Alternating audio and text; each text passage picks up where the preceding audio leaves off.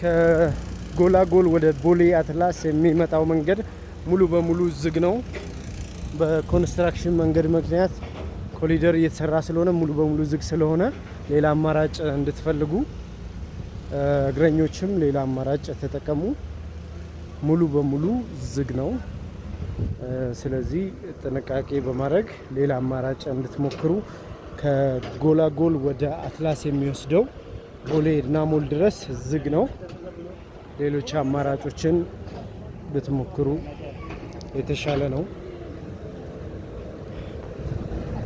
አሁን ባለበት ሁኔታ ኦልሞስት 100% ዝግ ነው። ወደ ኢምፔሪያል የሚወስደው መንገድ የተወሰነው ያክል ክፍት ነው። ከኢምፔሪያል የሚመጣው በቦሌ ኢምፔሪያል አድርጋችሁ ወደ 22 መሄድ ይቻላል። በተረፈ በኮንስትራክሽኑ መንገድ ዝግ ነው። እንደምትመለከቱት ዝግ ነው። ወይም ደግሞ አዲሱ አስፓልትን መጠቀም ትችላላችሁ። በኃይሌ በኩል አድርጋችሁ ወደ አዲሱን አስፓልት ተጠቅማችሁ ተሾመች ክትፎ ቤት ጀምሮ በዛ በኩል መጠቀም ትችላላችሁ ማለት ነው።